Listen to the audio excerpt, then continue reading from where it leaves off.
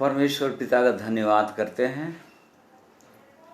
कि उसने आज के दिन को हमारे जीवन में जोड़ा है, कि हम उसकी महिमा को आज के दिन में भी हम देखें, अपने व्यक्तिगत जीवन में अनुभव करें और परमेश्वर के निकट आएं और परमेश्वर की सिद्ध इच्छा को अपने व्यक्तिगत जीवन के लिए समझें, जानें और परमेश्वर के पवित्र वचनों के द्वारा अपने आप को जांचें कि हम परमेश्वर की दृष्टि में हम कैसे हैं, क्या उसके योग्य हैं। और इसलिए आज के दिन में अपने प्रिय भाइयों और बहनों, आप सबों को, जितने लोग मेरे साथ जुड़ गए हैं और जितने लोग आज के दिन में जुड़ते हैं, मैं सबों को प्रभु यीशु के पवित्र नाम में जय मसीह कहता हूँ, नमस्कार कहता हूँ। परमेश्वर हर एक को अपनी आशीषों से भरे, अपने पवित्र वचन के द्वारा हर एक से बातचीत करें, ये अनुग्रह प्रदान करे परमेश्वर। आज के दिन में हम परमेश्वर के पवित्र वचन से हम शुरुआत करेंगे, जो पिछले समय भी हमने इसको देखा था। यहाँ पर गलतियों की पत्री 6 अध्याय उसका 7वां पद, गलतियंस 6:7 में इस प्रकार से लिखा हुआ है, धोखा ना खाओ, परमेश्वर ठट्ठों में नहीं उड़ाया जाता, क्योंकि मनुष्य जो कुछ बोता है वही काटेगा। आइए प्रार्थना करेंगे। प्रेमी परमेश्वर पिता, आपका धन्यवाद करते हैं। आज के दिन को फिर से आपने हमारे जीवन में जोड़ा है। ये आपकी कृपा, आपकी धीरज, आपकी सहनशीलता रूपी धन के कारण से हुआ कि हम और भी आपके पवित्र वचन की ओर ध्यान लगाएं और आपके वचन रूपी दर्पण में अपने हृदय की दशा को जान सकें, समझ सकें और अपने जीवन से उन बातों को निकाल सकें जो आपकी इच्छा के विरोध में हैं। और इस कारण से आज के दिन में हम आपकी ओर देखते हैं। प्यारे पिता परमेश्वर, मैं अपने आप को आपके हाथों में सौंप देता हूँ। अपने हर एक प्रियों को जो आज के दिन में ऑनलाइन माध्यम से सुनते हैं, हम सबका मैं धन्यवाद करता हूँ। उन सब के लिए मैं प्रार्थना करता हूँ, हम में से हर एक से आज के दिन में आप अपनी आत्मा के द्वारा, अपने पवित्र वचन के द्वारा बातचीत करें। प्रार्थना प्रभु यीशु के नाम में मांगते हैं, सुनिए, ग्रहण कीजिए। आमीन। प्रिय भाई और बहनों, पिछले संडे को हमने देखा था, इसी वचन से देखा था कि कैसे मनुष्य धोखा खाता है, कैसे धोखा खा रहा है। लोग सोचते हैं कि हम अनंत जीवन में प्रवेश करने वाले हैं या अनंत जीवन के लिए बोल रहे हैं, जिससे कि अनंत जीवन हमको मिलेगा। परंतु बहुत सारे लोग ये शरीर में ही जीवन व्यतीत करते हैं या शरीर के लिए ही बोते हैं।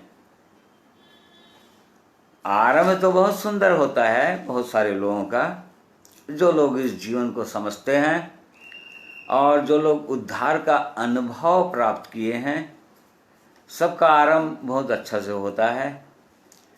जैसे कि गलतियों को पौलुस प्रेरित ने लिखते समय कहा, हे निर्बुद्धि गलतियों, क्या तुम इस जीवन को आत्मा से आरंभ करके शरीर में अंत करोगे क्या? तो बहुत सारे विश्वासी भाई और बहनों का ये गवाही होता है और बहुत लोगों की ऐसी गवाही है कि आरंभ तो बहुत ही अच्छा से हुआ। इस जीवन का आरंभ बहुत अच्छा से होता है जिनके जीवन में होता है, सचमुच में आत्मा की उपस्थिति उनके जीवन में होता है, उनके सारे पाप अपराध क्षमा हो जाते हैं और उनका जीवन एकदम बदल जाता है, मन परिवर्तन हो जाता है। परंतु उसके बाद और आने वाले दिनों में आगे जैसे ही बढ़ते जाते हैं इस आत्मिक जीवन में और दिन बीतता जाता है और विभिन्न विपरीत परिस्थितियां जीवन में आने लगती हैं, तो बहुत बार कठिनाई महसूस होता है, कठिन लगता है और इस कारण से बहुत सारी बातों में, संसार की बातों में विश्वासी लोग समझौता करना शुरू कर देते हैं और इस प्रकार से बहुतों के अंदर संसारिकता और शरीर के काम प्रकट होने लगते हैं और इस प्रकार से ऐसे ही लोगों को पौलुस प्रेरित ने पत्र के द्वारा चिताया कि तुमने आरंभ तो आत्मा के जीवन से किया, बहुत ही अच्छा आरंभ हुआ था, परंतु अंत तुम शरीर में बिताने वाले हो, शरीर में अंत करोगे ऐसा लग रहा है। तो इसलिए इस कारण से हम सबों को और बहुत गंभीर होकर जांचना चाहिए अपने परमेश्वर के इन वचनों के द्वारा, क्योंकि परमेश्वर का एक एक वचन पवित्र आत्मा के द्वारा लिखा गया है, पवित्र आत्मा के प्रेरणा से लिखा गया है और एक एक वचन खरा वचन है।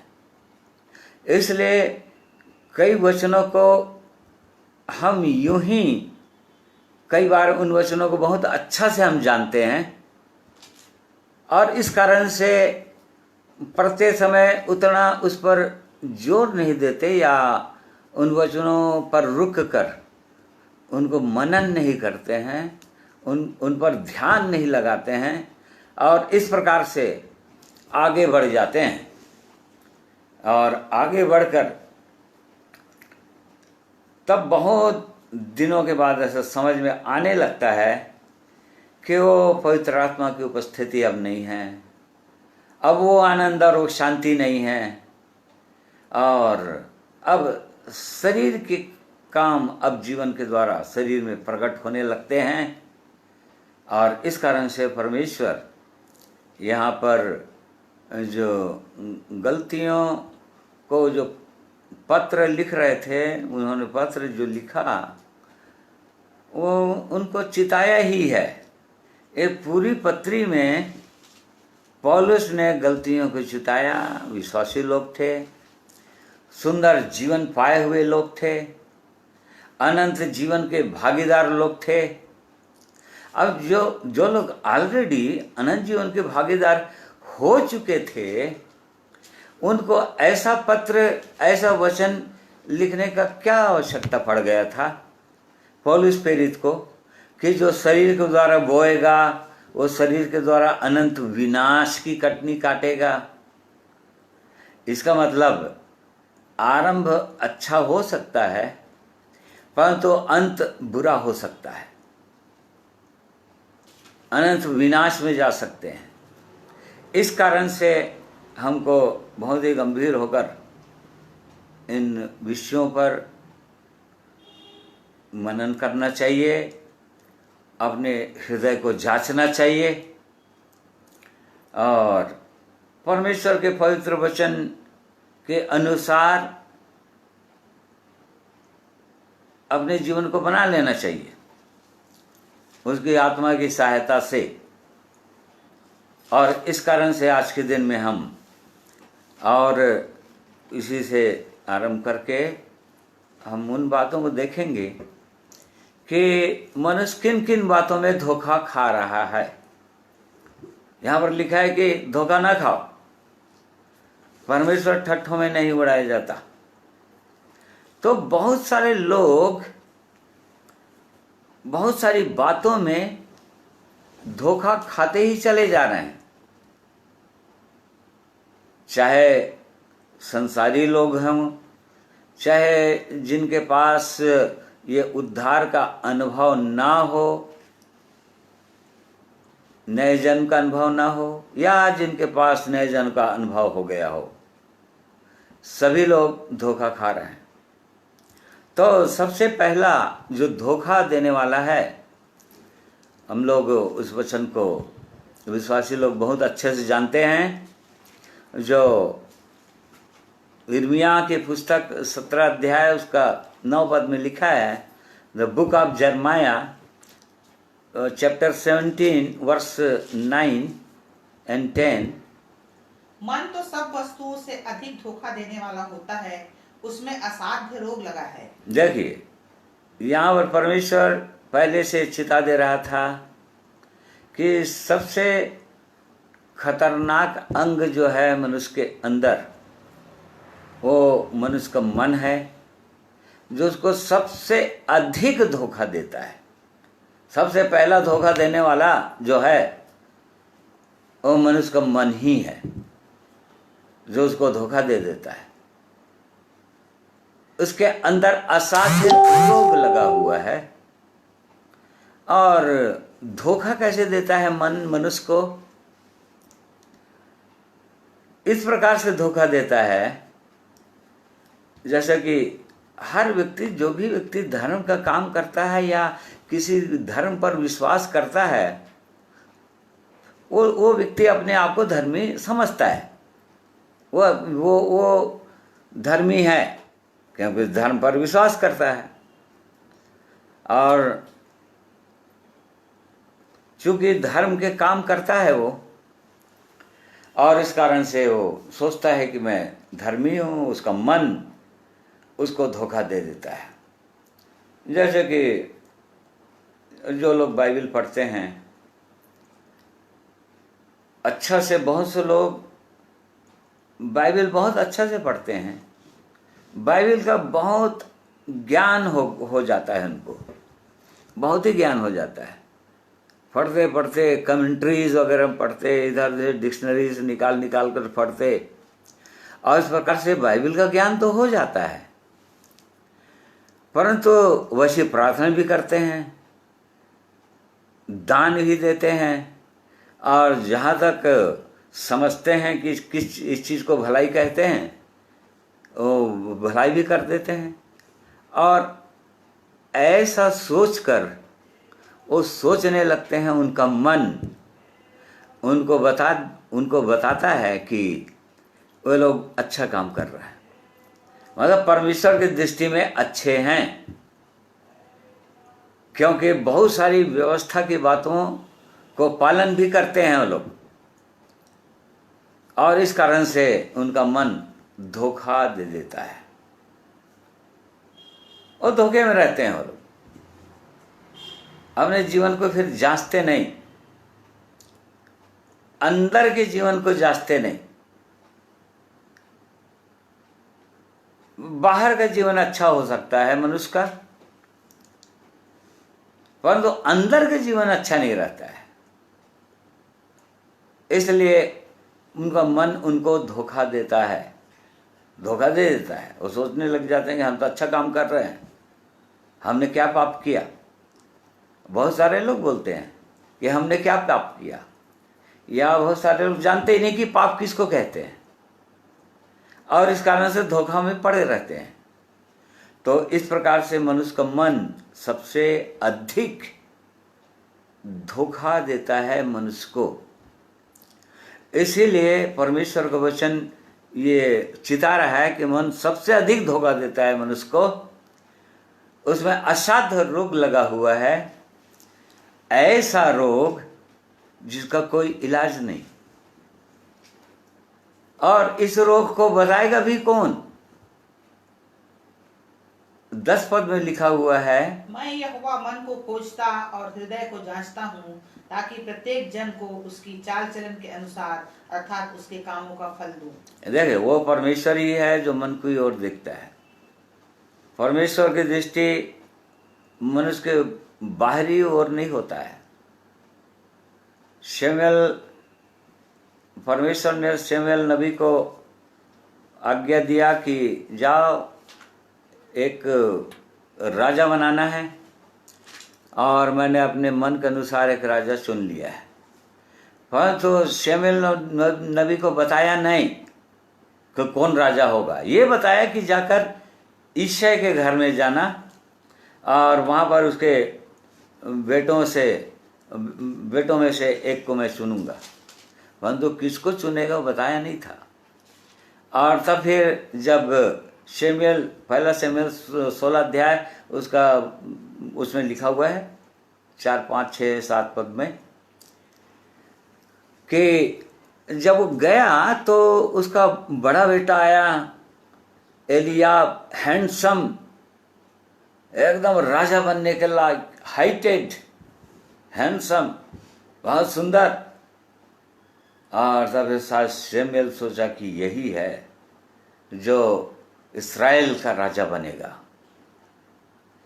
और तब फिर परमेश्वर ने कहा शमूएल को, नहीं, इसको मैंने नहीं चुना।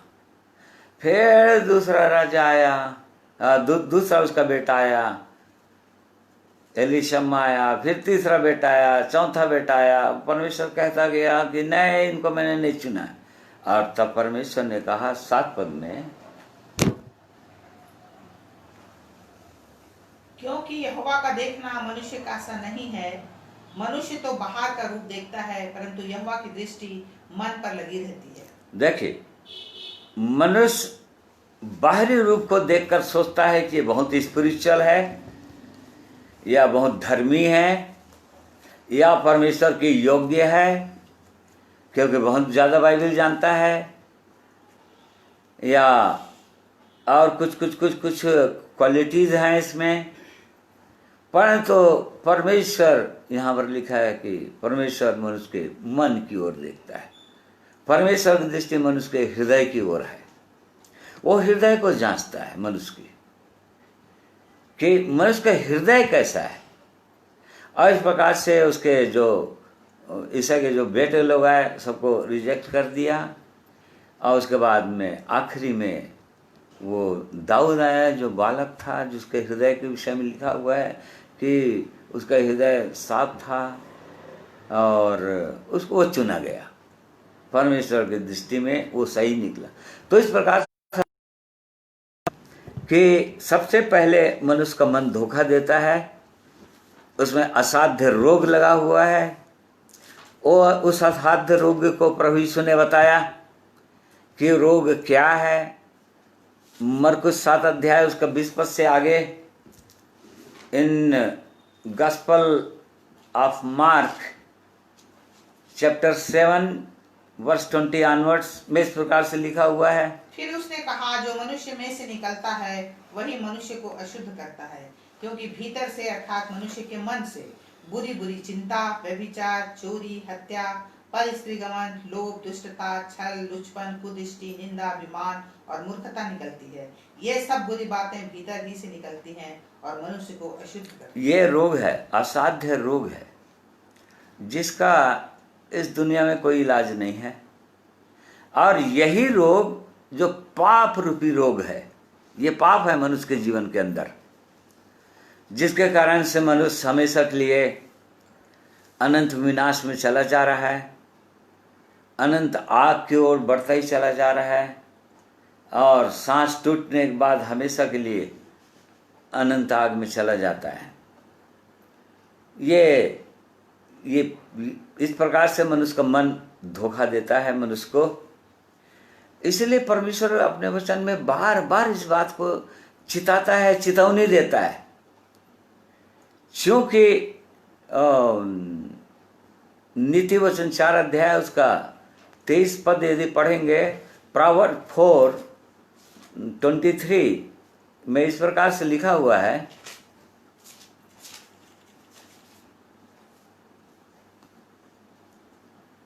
सबसे अधिक अपने मन की रक्षा कर, क्योंकि जीवन का मूल स्रोत वही है। जीवन का मूल स्रोत वही है, मन से, मुंह से निकलेगा। मुंह से प्रभु यीशु ने बताया, जो चीज हृदय के अंदर है वही मुंह से निकलता है। जो मनुष्य के हृदय के अंदर है वही मनुष्य के मुंह से प्रकट होता है, मुंह से निकलता है। इसी कारण से अपने मुंह की चौकसी करने के लिए परमेश्वर को वचन बोलता है, क्योंकि जीवन का जो मूल स्रोत है वो यहीं से है, हृदय से है। और इस कारण से हमको जांचना है कि कहीं हम भी तो धोखा नहीं खा रहे हैं। बहुत सारे विश्वासी लोगों को मैंने देखा है कि वो लोग भी धोखा खा रहे हैं। सुंदर जीवन पाए हुए लोग अपने आत्मिक जीवन या उद्धार का अनुभव जो कभी हुआ था उनके जीवन में, उस पर भरोसा करके रखे हुए हैं और आराधना अटेंड करते हैं, भेंट देते हैं, उसी को आधार बना लिए हैं। कभी जीवन में कभी काम हुआ होगा, कभी पवित्र आत्मा का अनुभव किए होंगे, परंतु वर्तमान में अनुभव वो रहता नहीं है। वर्तमान में पवित्र आत्मा का अनुभव, पवित्र आत्मा के सामर्थ्य, पवित्र आत्मा के द्वारा गवाही, ये वर्तमान में होता नहीं, परंतु उनका मन उन बातों में धोखा दे देता है कि हम तो उद्धार पाए हुए हैं और इस कारण से धोखा खाते चले जा रहे हैं।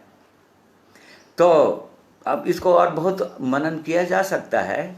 इन वचनों को, एक एक वचनों को बहुत मनन कर सकते हैं, परंतु हम कुछ बातों को देखेंगे कि किन किन बातों से मनुष्य धोखा खा रहा है। याकूब की पुस्तक बुक ऑफ जेम्स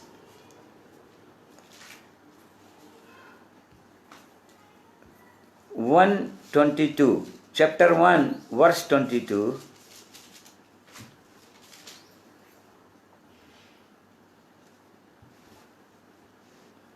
परंतु वचन पर चलने वाले बनो और केवल सुनने वाले ही नहीं जो अपने आप को धोखा देते हैं।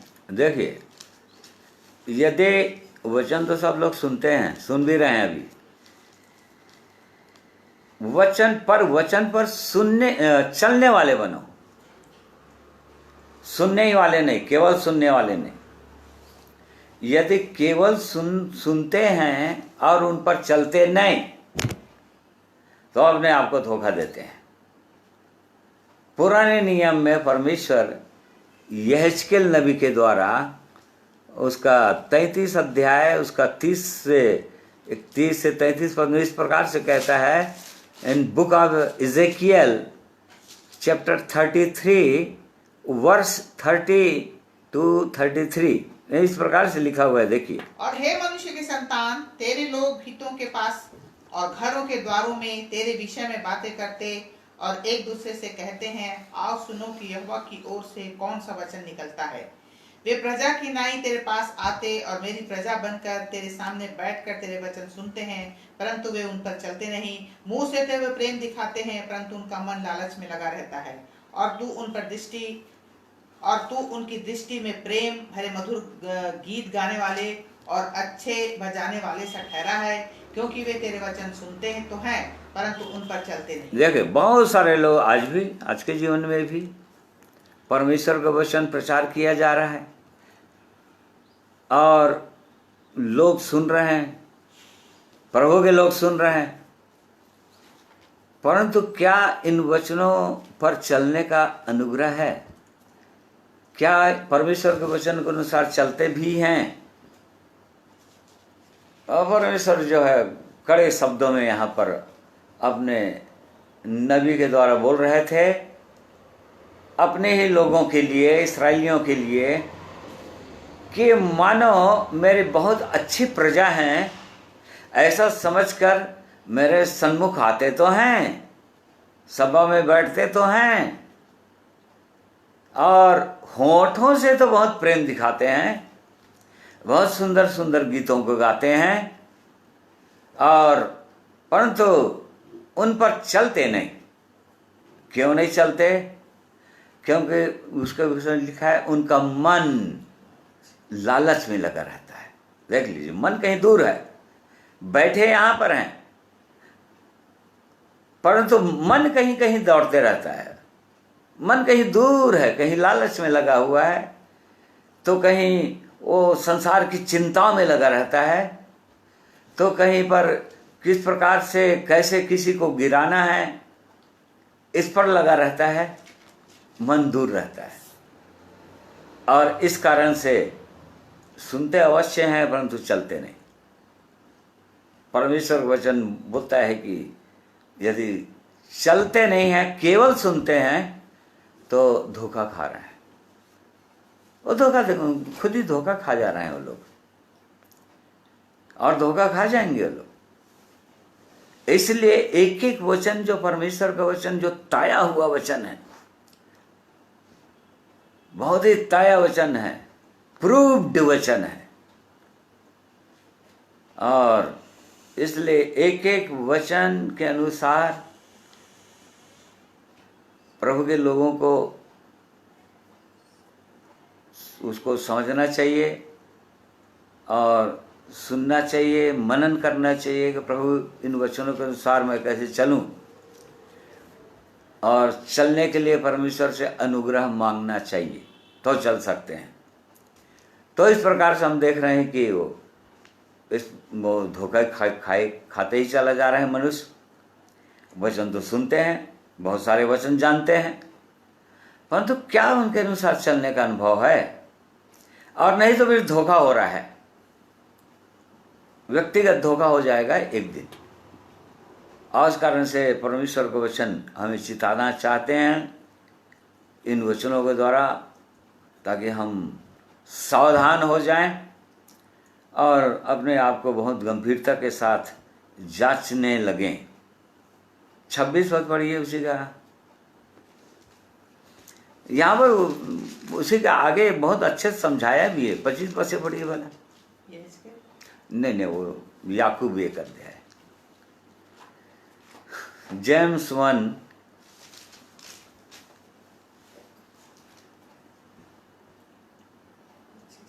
पर जो व्यक्ति स्वतंत्रता की सिद्ध 24 से पढ़ो वाला। क्योंकि जो कोई वचन का सुनने वाला हो और उस पर चलने वाला ना हो, तो वह उस मनुष्य के समान है जो अपना स्वाभाविक मुंह दर्पण में देखता है, इसलिए कि वह अपने आप को देखकर चला जाता है और तुरंत भूल जाता है कि मैं कैसा था। देखिए, दर्पण हम लोग सब लोग देखते हैं। हर व्यक्ति सुबह उठ के आईने के सामने खड़ा होता है, मिरर के सामने खड़ा होता है और अपने चेहरे को देखता है। जरूर कहीं पर भी दाग धब्बा है तो उसको ठीक कर लेता है पूरी रीति से। और बाहर निकलने से पहले, मान लो घर से बाहर निकल रहे हैं कपड़े उपड़े पहन के, तो भी एक बार दर्पण के सामने, मिरर के सामने खड़ा होता है और देखता है कि कहीं ठीक ढंग से वो कपड़ों को पहना है कि नहीं, और तब कहीं बाहर निकलता है। अब कल्पना कीजिए, एक व्यक्ति जो दर्पण के सामने खड़ा हुआ और दर्पण में देखा कि यहाँ पर दाग धब्बे हैं, गाल के अंदर, माथे में, आंखों में, और कपड़ा कहीं उल्टा पहन लिया है, और उसके बाद उसको बिना ठीक किए बाहर यदि निकल गया, तो ऐसे व्यक्ति को क्या बोलते हैं? आप लोग सब लोग जानते हैं। ऐसे व्यक्ति को क्या बोलेंगे? ऐसे व्यक्ति को पागल बोलते हैं, क्योंकि पागल वो कभी ठीक रहता नहीं है, उसको ठीक करने की जरूरत नहीं।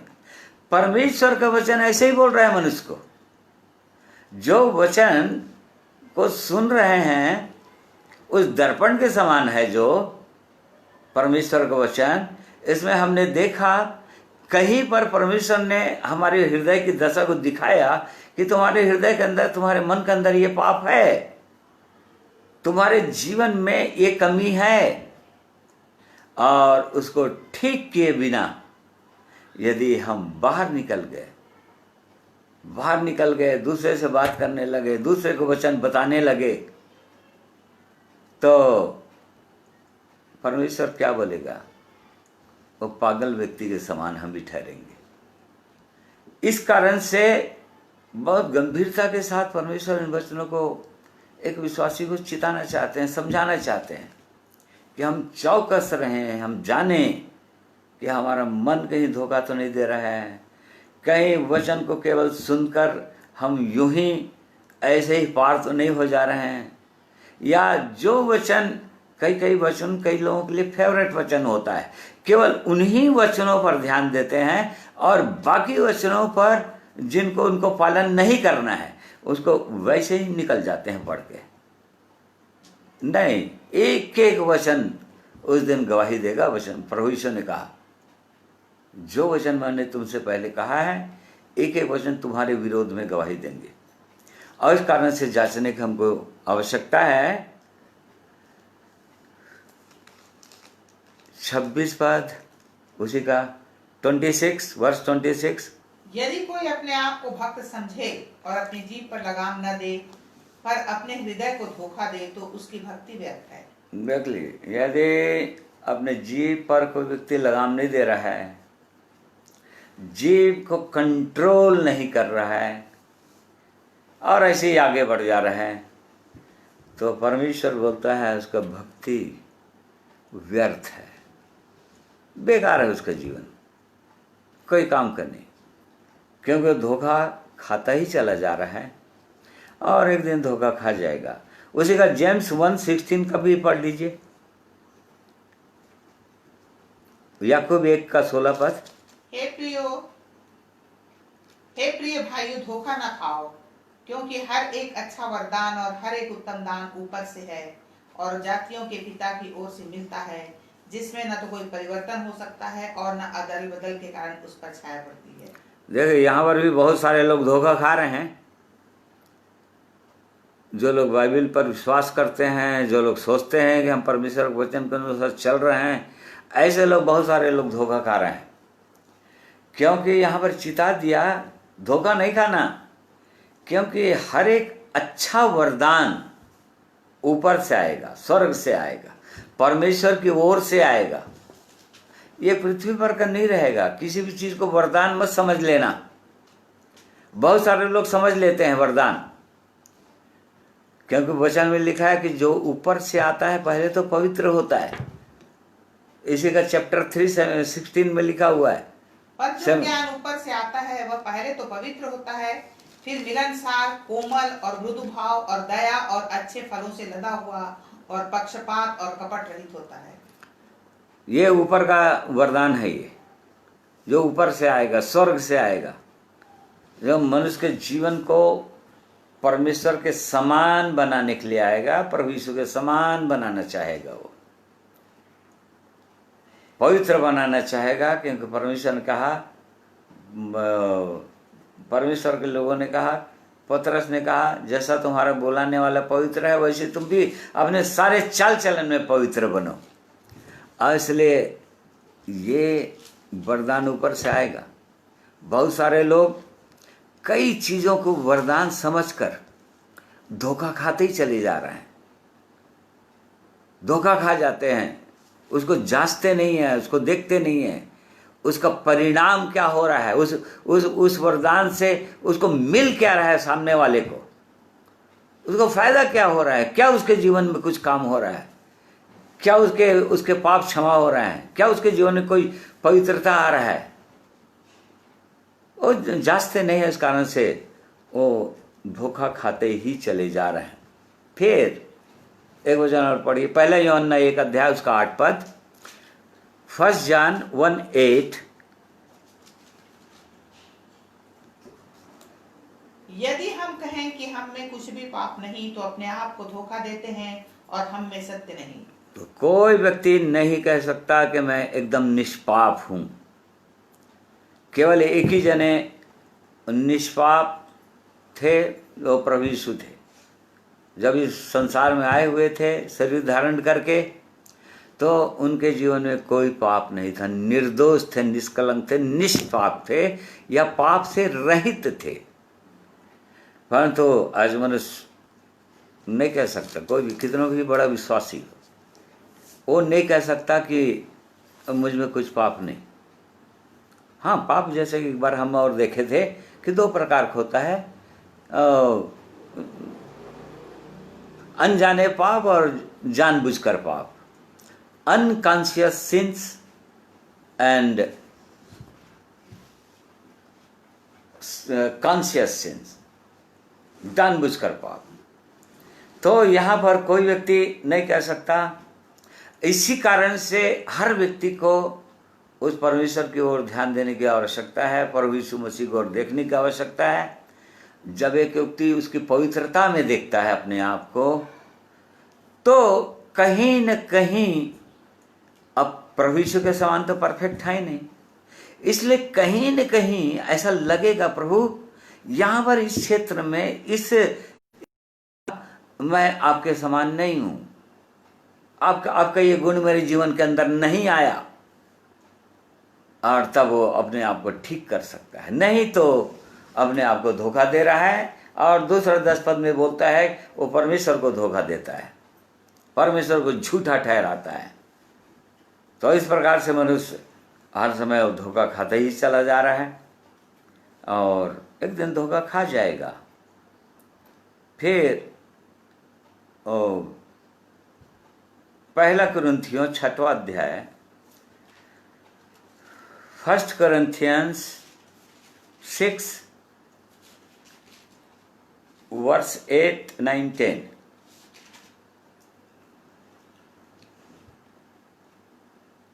वरन अन्याय करते और हानि पहुंचाते हो, और वह भी भाइयों को। क्या तुम नहीं जानते कि अन्यायी लोग परमेश्वर के राज्य के वारिस न होंगे? धोखा न खाओ, न वेश्यागामी, न मूर्ति पूजक, न परस्त्रीगामी, न लुच्चे, न पुरुषगामी, न चोर, लोभी, पियक्कड़, न गाली देने वाले, न अंधेर करने वाले परमेश्वर के राज्य के वारिस होंगे। हाँ, देखिए, परमेश्वर के राज्य के वारिस नहीं होंगे, क्योंकि धोखा खा जाएंगे, क्योंकि अनंत जीवन का कटनी नहीं काट पाएंगे। और यहाँ पर मनुष्य धोखा खाते जा रहा है। परमेश्वर का वचन पौलुस प्रेरित के द्वारा लगातार पत्रियों में विश्वासियों को, कलीसिया को चिताता ही रहा। इसको लाइटली कभी भी ना लें अपने जीवन में, क्योंकि धोखा खा जाएंगे। क्योंकि ऐसा काम करने वाले परमेश्वर के राज्य के वारिस नहीं होंगे, परमेश्वर के राज्य में प्रवेश नहीं करने पाएंगे, और परमेश्वर के राज्य का वो आनंद नहीं ले पाएंगे। हमेशा का आनंद, 1000 वर्ष का आनंद जो परमेश्वर का राज्य होने वाला है, इसी संसार में 1000 वर्ष का राज्य होने वाला है, प्रभु यीशु मसीह का राज्य होने वाला है। उसका भागीदार होंगे नहीं, उसके बाद अनंत जीवन का भागीदार नहीं होंगे। इस प्रकार से मनुष्य धोखा ही खाता चला जा रहा है। परमेश्वर का वचन बार बार चिता रहा है, कलीसिया को चिता रहा है कि धोखा नहीं खाना, क्योंकि तुम धोखा खा रहे हो, अपने आप को धर्मी ठहरा रहे हो, और इस कारण से एक दिन समझ में आएगा कि उसके वारिस ही नहीं हुए, परमेश्वर के राज्य में प्रवेश ही नहीं कर पाए।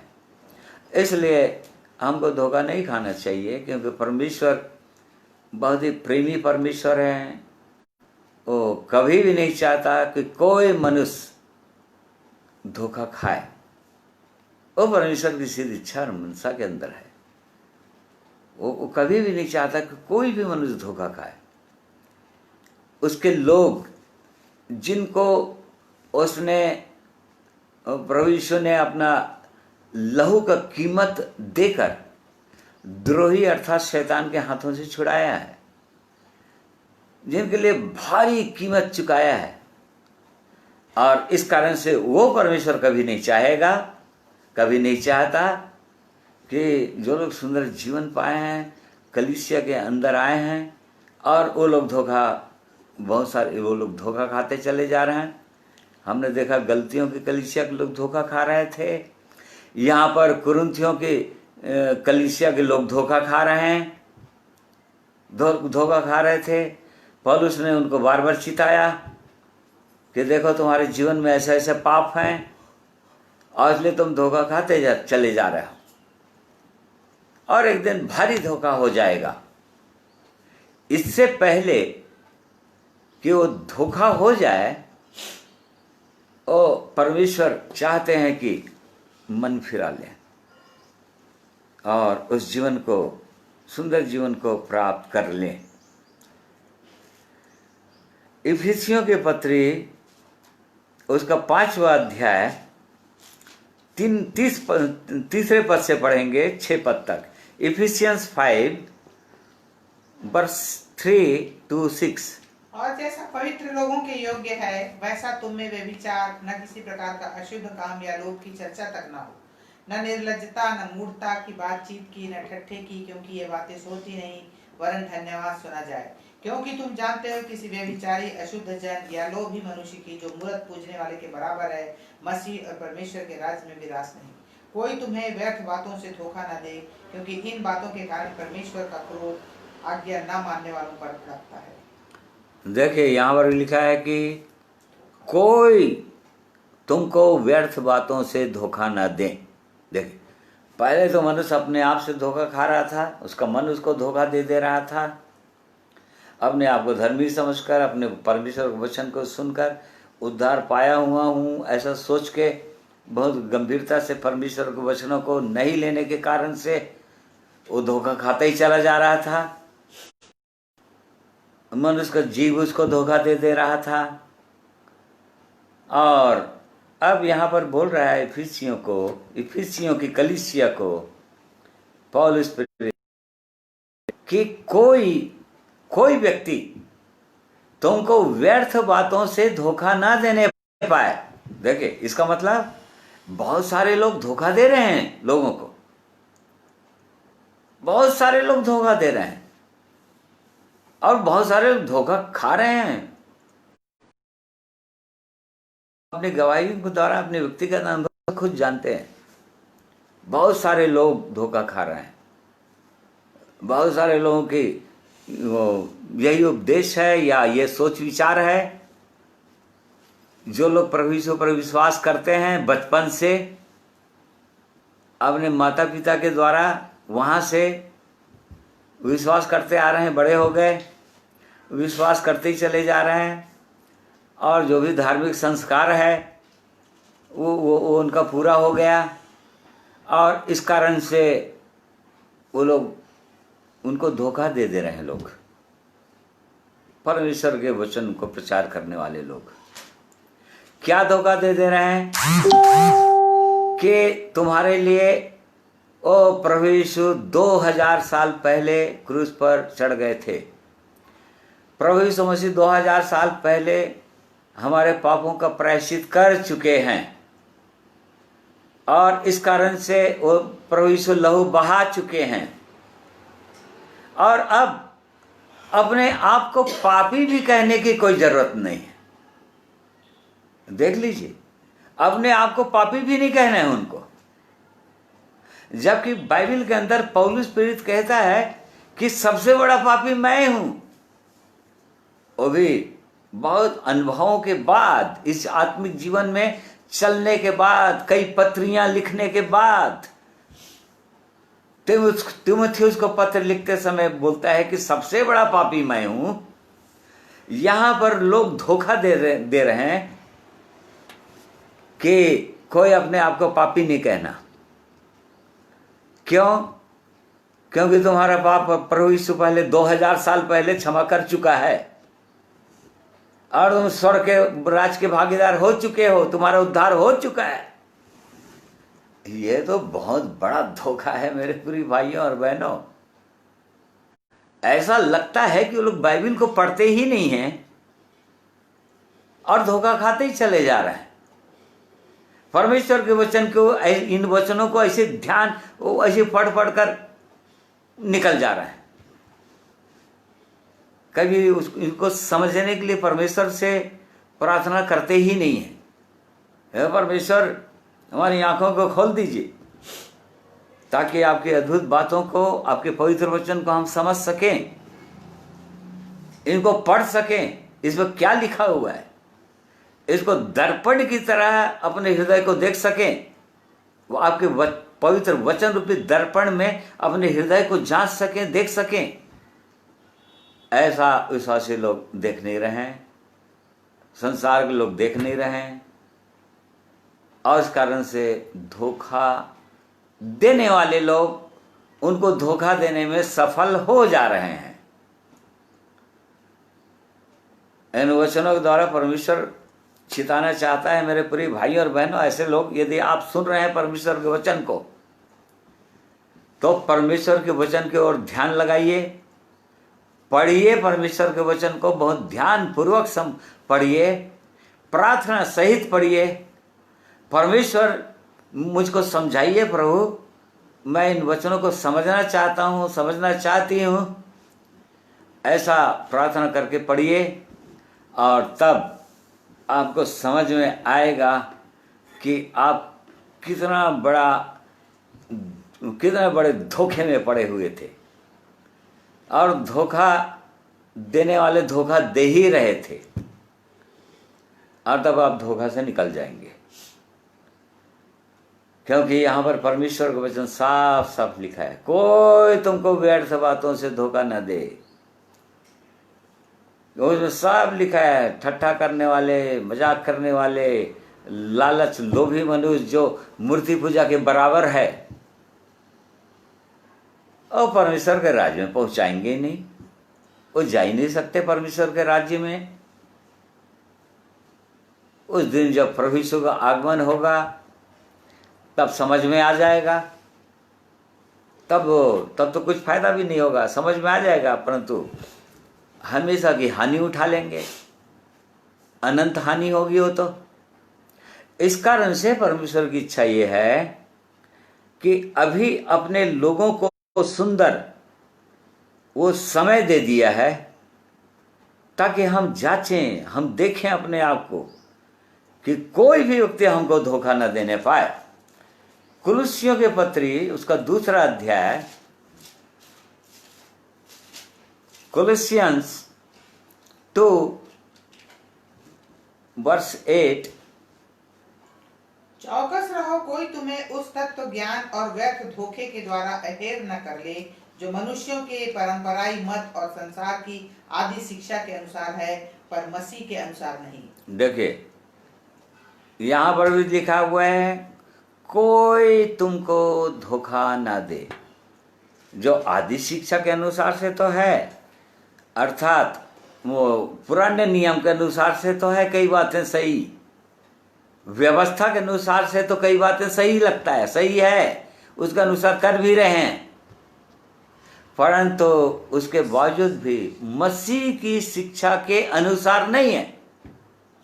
मसीह ने क्या शिक्षा दिया? जब प्रभु यीशु आए तो क्या शिक्षा दिए? उसके अनुसार नहीं है, आदि शिक्षा के अनुसार है। आदि शिक्षा मतलब व्यवस्था के अनुसार है, जो व्यवस्था के अनुसार जो चल रहे थे उसके अनुसार है। आज बहुत सारे लोग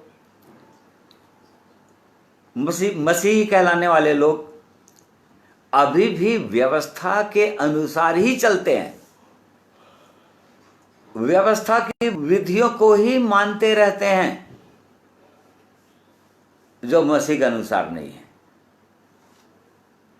जिसको प्रभु यीशु ने अपने में पूरा कर दिए और व्यवस्था को समाप्त कर दिए हैं। अब एकदम नई वाचा बांध दिए हैं, नया नियम दे दिए हैं। प्रभु यीशु अपने लहू में नया नियम दे दिया है, उसके अनुसार नहीं रहता है। इस कारण से वो धोखा ही खाते चले जा रहे हैं। उसी का 4 पद पढ़िए। यह मैं इसलिए कहता हूँ कि कोई तुम्हें लुभावने वाली बातों से धोखा न दे। हाँ देखिए यहाँ पर पौलुस प्रेरित किनको लिख रहा है? कुलुस्सियों के पत्री को। जो कुलुस्से में रहते थे विश्वासी लोग, प्रभु यीशु को पाए हुए लोग, उद्धार पाए हुए लोग, नए जन का अनुभव किए हुए लोग, अब उनको पौलुस प्रेरित कैसा पत्र लिख रहा है कि कोई तुमको लुभाने वाली बातों के द्वारा धोखा ना देने पाए। ये लुभाने वाली बातें क्या है? वो परमेश्वर के वचन को कुछ इधर कुछ उधर उल्टी सीधी बातें बोलकर लुभा देते हैं, धोखा खा जाते हैं, धोखा दे रहे हैं, और इसलिए धोखा खाते ही चले जा रहे हैं। और इसलिए हमको धोखा नहीं खाना है, परमेश्वर का वचन एक व्यक्ति को धोखा खाने से बचाना चाहता है, और वो साफ साफ सीधा सीधा बता दे रहा है कि पहली बात तो स्वर्ग राज्य में प्रवेश नहीं करोगे, या स्वर्ग राज्य में वो अंततः जाओगे नहीं, अनंत काल के लिए बाहर हो जाओगे, वो बाहर हो जाएगा। शैतान तो यही चाह रहा है ना लोगों को, कि किसी प्रकार से झूठी बातों से, व्यर्थ बातों से, लुभावने वाली बातों से धोखा देकर, फुसलाकर उनको बाहर कर दे। तो इस प्रकार से मनुष्य धोखा ही खाता चला जा रहा है। फिर पहला कुरिन्थी 15 अध्याय उसका 33 पद पढ़िए। 1 Corinthians 15 verse 33। धोखा न खाना बुरी संगति अच्छे चरित्र को बिगाड़ देती है। बहुत से लोग धोखा खा रहे हैं प्रिय भाइयों और बहनों। बहुत सारे लोग सुंदर जीवन पाकर हम अनुभव करते हैं, हमको कितने सालों के अनुभव हो गया, 33-34 साल कैसे आत्मिक जीवन में इस सेवा का अनुभव है। और जब बहुत सारे लोग सुंदर जीवन पाकर, सुंदर इस आत्मिक जीवन की संगति में रहकर भी किसी बातों को लेकर या किसी बातों से ठोकर खा के कहीं दूसरी संगति में चले जाते हैं और धोखा खा ले रहे हैं। पता चलेगा कि अंत में प्रभु यीशु के साथ जाएंगे ही नहीं, क्योंकि वो संगति बुरी संगति है। बुरी संगति कहने का मतलब इस संसार की दृष्टि में बहुत पापी लोग हैं या पाप कर रहे हैं, ये मतलब नहीं। बुरी संगति मतलब परमेश्वर की इच्छा के अनुसार नहीं, परमेश्वर के वचन के अनुसार नहीं, या मसीह की शिक्षा के अनुसार नहीं, वो परमेश्वर की दृष्टि में बुरी संगति है। बुरी संगति चला जाता है। बुरी संगति मनुष्य पढ़कर, वचन बार बार लिखा है कैसे लोगों के साथ संगति करो। रोमियो 12 का उसका 16 पद पढ़ेंगे तो वहां पर लिखा है दीनों के साथ संगति करो। इन रोमन्स 12:16 दीनों के साथ जो दीन है, those who are contrite in their hearts, ऐसे लोगों के साथ संगति करो जो सचमुच दीन है, जो अपने आप को छोटा समझते हैं, जो लोग अपने आप को कुछ नहीं समझते हैं, परमेश्वर की दृष्टि में जो लोग निम्न समझते हैं, ऐसे लोगों के साथ संगति करो। ये बुरी संगति नहीं, ये अच्छी संगति है। फिर ऐसे कई वचन में लिखा है, नीति वचन में भरा हुआ है, आप पढ़ सकते हैं। नीति वचन का 13 के 20 पद में लिखा हुआ है। इन प्रोवर्ब्स 13:20 में लिखा हुआ है कि बुद्धिमानों के साथ संगति कर, तब तू भी बुद्धिमान हो जाएगा। बुद्धिमानों के साथ संगति कर, तब तू भी बुद्धिमान होएगा। देख लीजिए, यदि बुद्धिमान बनना है तो वचन में लिखा है, नीति वचन में, छड़ी और डांट से बुद्धि प्राप्त होती है। ठट्ठा करने वाले की संगति करने की मत बोलता है। क्यों? क्योंकि लोग डांट से बैर रखते हैं, कठोर वचन से बैर रखते हैं। उनको उनके अनुसार वचन चाहिए, उनके कानों के खुजली मिटे ऐसा वाला वचन चाहिए, तब फिर वो उस संगति में रहेंगे वो लोग। देख लीजिए, ये परमेश्वर के वचन में भरा हुआ है। प्रिय भाइयों और बहनों, हमको कैसी संगति में रहना चाहिए। परमेश्वर के लोग, जीवित लोग, उद्धार पाए हुए लोग, ऐसे लोगों की संगति कर जो लोग सही में टूटे हुए हृदय के लोग हैं, जो परमेश्वर से प्रेम करने वाले लोग हैं, जो परमेश्वर के वचन से प्रेम करने वाले लोग हैं, ऐसे लोगों के साथ संगति करने के लिए बोलता है परमेश्वर, और नहीं तो फिर धोखा खाएंगे। धोखा खा रहे हैं लोग। जो लोग ऐसी संगति को छोड़कर और संगति में चले जाते हैं वो धोखा खाते हैं, बुरी संगति में आ जाते हैं। बुरी संगति मतलब झूठ चलेगा, संसारिक काम चलेगा, शरीर के काम, शरीर में जो केवल रोग और बीमारियों के विषय में चिंतित परेशान रहेंगे बहुत ज्यादा, और छोटा मोटा झूठ, छोटे मोटे समझौते, ये तो सब चलते ही रहेंगे। अरे ये तो सब होता ही रहता है संसार में।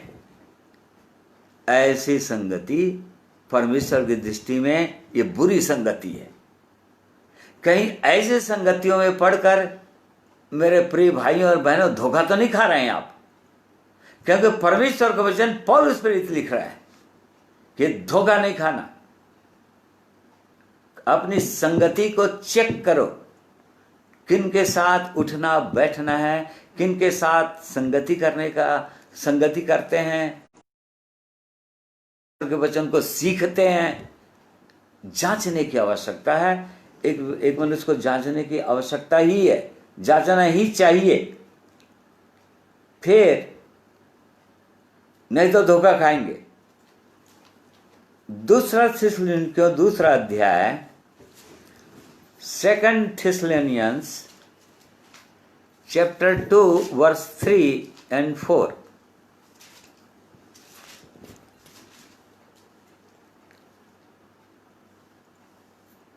किसी रीति से किसी के धोखे में ना आना, क्योंकि वह दिन ना आएगा जब तक धर्म का त्याग ना हो ले और वह पाप का पुरुष अर्थात विनाश का पुत्र प्रकट न हो। एक पद से भी पढ़ लो।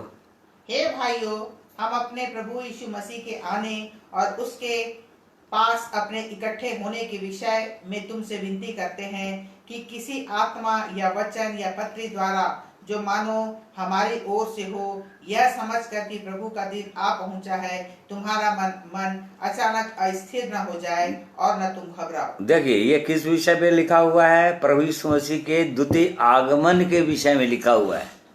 जब प्रभु यीशु का आगमन होगा तो कलीसिया इकट्ठी होगी और उसके लोग उठाए जाएंगे।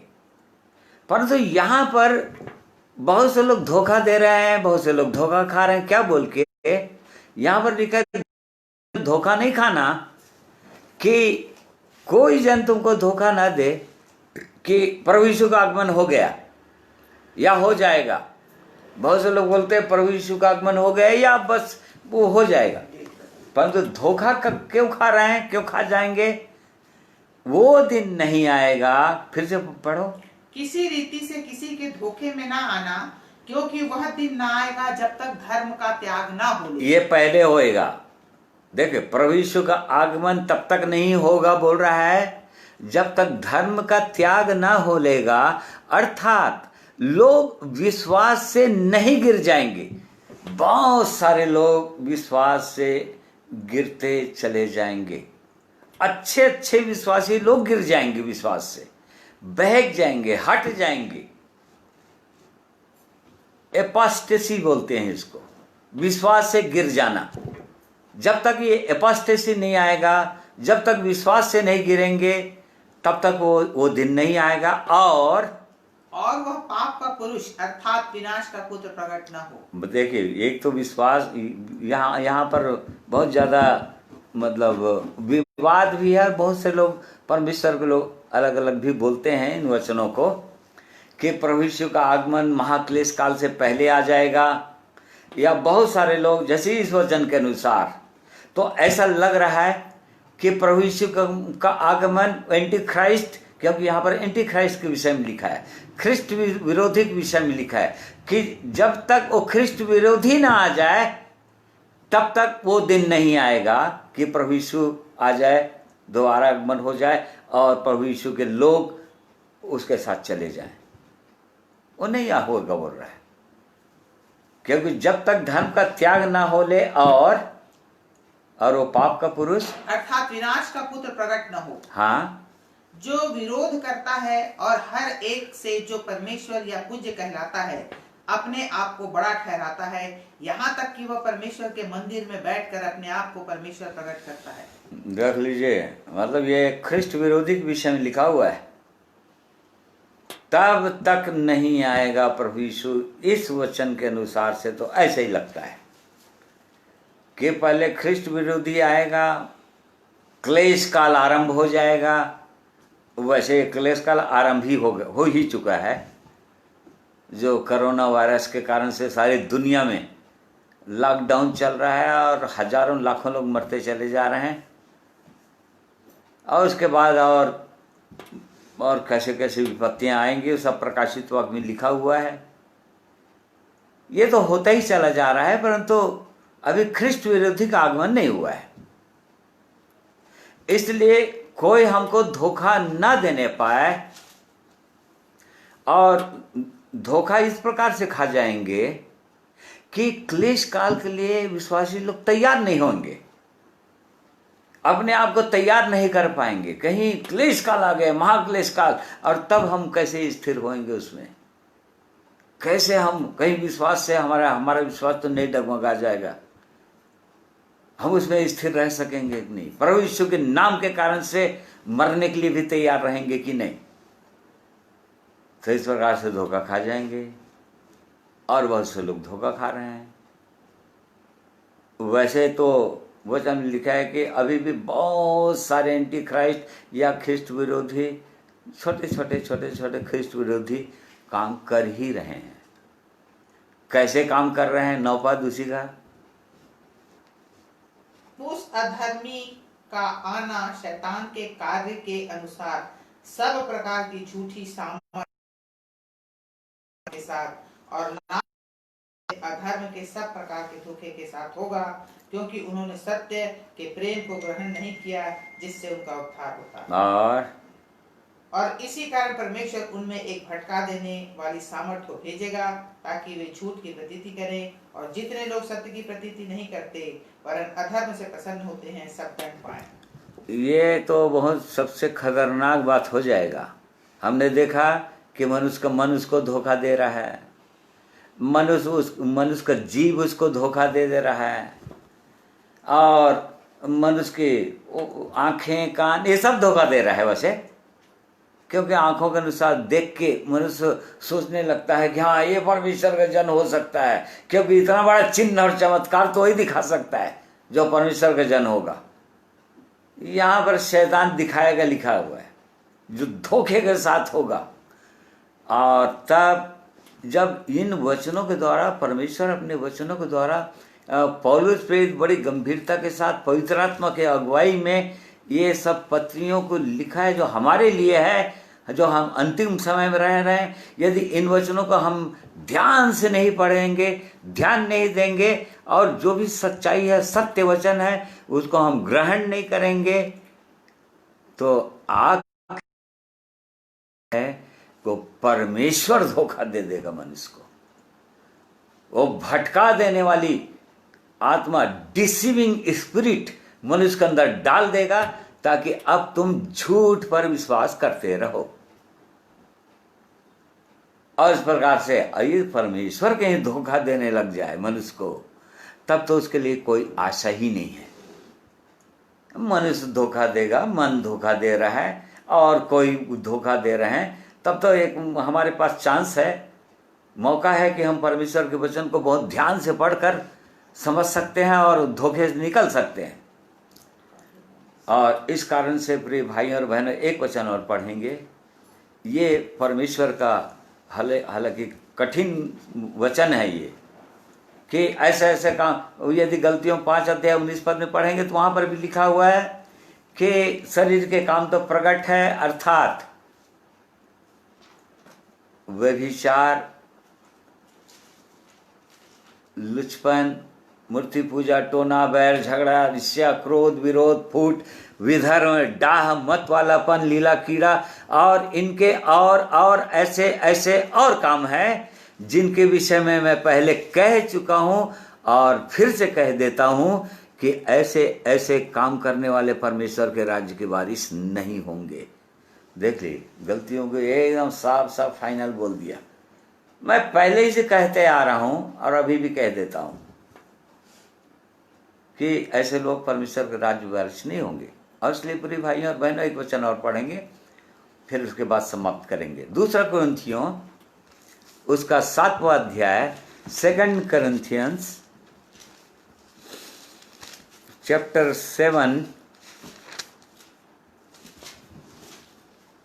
Verse 8 onwards. क्योंकि यद्यपि मैंने अपनी पत्री से तुम्हें शोकित किया, परंतु उससे पछताता नहीं जैसा कि पहले पछताता था, क्योंकि मैं देखता हूँ कि उस पत्री से तुम्हें शोक तो हुआ, परंतु वह थोड़ी देर के लिए था। और आगे, अब मैं आनंदित हूँ, पर इसलिए नहीं कि तुमको शोक पहुंचा, वरन इसलिए कि तुमने उस शोक के कारण मन फिराया, क्योंकि तुम्हारा शोक परमेश्वर की इच्छा के अनुसार था कि हमारी ओर से तुम्हें किसी बात में हानि न पहुंचे। देखिए यहाँ पर दूसरी कुरिन्थियों दूसरी पत्री में पौलुस प्रेरित बोल रहा है। पहली पत्री में वो सीधा सीधा उनको डांटा है, कुरिन्थियों के कलीसिया के और कुरिन्थियों के विश्वासियों को सीधा सीधा उनके पाप को एकदम दिखा दिया।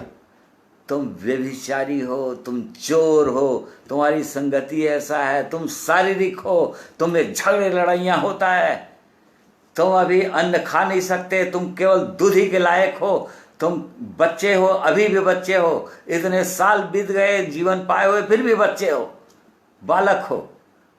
सीधा सीधा तुम्हारे अंदर ऐसे ऐसे पाप हैं जो अन्य जातियों के अंदर नहीं है। सीधी सीधी सी बातों से उनको डांट दिया था पत्र के द्वारा। अब यहाँ दूसरी पत्री में पौलुस बोलता है कि पहले तो मेरे को दुख हो भी रहा था कि इतने कठोर शब्दों से मैं क्यों इनको डांटा हूं, परंतु अब मैं आनंदित हूं बोल रहा है। क्यों? क्योंकि शोक तो हुआ अवश्य, परंतु उस शोक से तुमने मन फिरा लिया। और इसलिए प्रिय भाइयों और बहनों, ऐसे कई वचन, परमेश्वर का वचन जो हमको कठोर लगता है, जो सुनने में अच्छा नहीं लगता है, जो सीधा सीधा हमारे एक एक पापों को दिखा देता है, क्योंकि परमेश्वर का वचन है, हमको बुरा लग सकता है। परंतु यहाँ पर इनको भी आरंभ में अवश्य बुरा लगा होगा, परंतु उन लोग गंभीरता से, कुरिन्थियों के लोग गंभीरता से इन बातों को जांचे और देखे, और तब फिर उनके अंदर वो शोक नहीं हुआ, वो मन फिरा लिए वो लोग। क्यों? 10वां पद पढ़िए। क्योंकि परमेश्वर भक्ति का शोक ऐसा पश्चाताप उत्पन्न करता है, जिसका परिणाम उद्धार है, और फिर उससे पछताना नहीं पड़ता, परंतु संसारी शोक मृत्यु उत्पन्न करता है। देखिए, परमेश्वर का भक्ति का शोक इनके अंदर उत्पन्न हो गया था। अर्थात मेरे प्रिय भाइयों और बहनों, वो लोग ठोकर नहीं खाए थे पौलुस की बातों से। सीधा सीधा उनको व्यभिचारी बोला था उसने, ऐसे व्यभिचारी को अलग कर दो बोला था। ये सीधा सीधा उनको बोले तुम शारीरिक हो, तुम किस बात में घमंड कर रहे हो, तुम फूले हुए हो, अपनी बातों में फूले हुए हो तुम, और सीधा सीधा बोला था उनको। परंतु उसे लोग इन बातों से, इस बातों से लगता है कि ठोकर नहीं खाए थे, परंतु बहुत गंभीरता से देखे थे, उस परमेश्वर की ओर देखे थे जिसने उनको ऐसे पाप और अपराधों में, जब ये लोग पड़े हुए थे, जब ये लोग पापों के दलदल में फंसे हुए थे, तब परमेश्वर का प्रेम, परमेश्वर का वचन का सुसमाचार उनको किस तरह से निकाला वहां से, पापों के दलदल से। कैसे लोग पापों से निकले थे, कैसे शैतान के हाथों से छुड़ाए गए थे, और कैसे छुड़ाने के लिए ओ प्रभु यीशु क्रूस की मृत्यु सही थी। परमेश्वर कैसे अपने पुत्र को बलिदान कर दिया था, उसके एक एक अंगों के द्वारा लहू बहा दिया था, ताकि उनके एक एक पाप अपराध क्षमा कर किए जाते। और इस कारण से उन्होंने इस बात को देखा था, जब उनका पाप उन पर प्रकट किया गया, तो परमेश्वर के प्रेम की ओर उन्होंने देखा था। परमेश्वर का भक्ति का शोक अर्थात परमेश्वर का प्रेम जो अथाह प्रेम है, जो क्रूस का प्रेम है, उसकी ओर उन्होंने देखा था। और इस कारण से परमेश्वर का भक्ति का शोक उनके अंदर उत्पन्न हो गया था, अर्थात वो पछताने लग गए थे। अपने घृणित दशा को देखकर उन्होंने मन फिरा लिया था।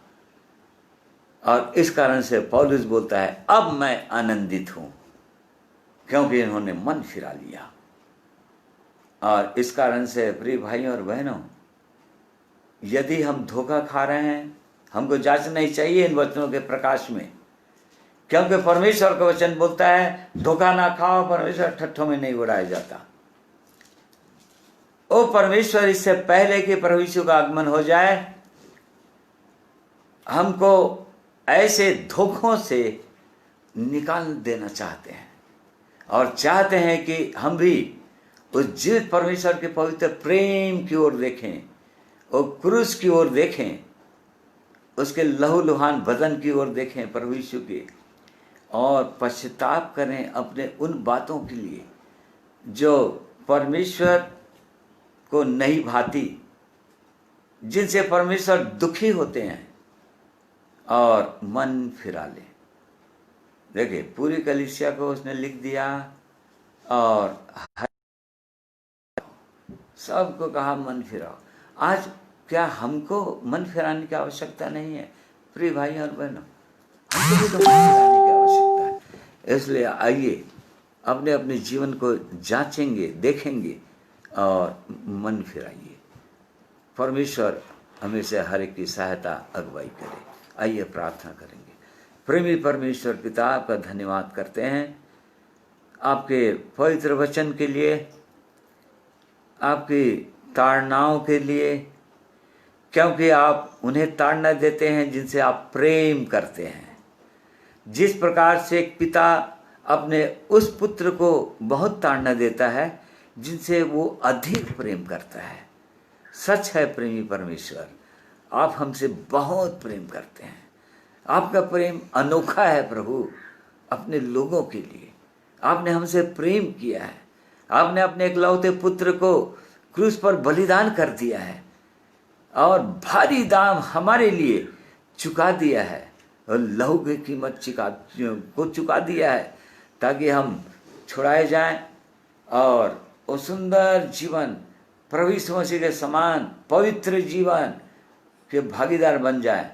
इसलिए प्रेमी परमेश्वर, आज के दिन में आपने इन पवित्र वचनों के द्वारा हमको चिताया है, हमको जागृत किया है, ताकि हम कहीं पर किसी चीज में, किसी बात में यदि हम धोखे में हैं तो हम निकल सकते हैं। अभी अवसर दिया है आपने हमें निकलने के लिए, और इसलिए हम में से हर एक की सहायता अगुवाई कीजिए। आपका ये जीवित वचन है प्रभु, आपका धन्यवाद करते हैं। हम में से हर एक से आपने बात किया है और आगे भी बात कीजिए इन वचनों के द्वारा, ताकि जहाँ भी हों हम अपने अपने जीवन को बहुत गंभीरता के साथ जांचने पाएं, देखने पाएं, और उन कुरिन्थियों के समान हमारे अंदर भी परमेश्वर भक्ति का शोक उत्पन्न हो जाए।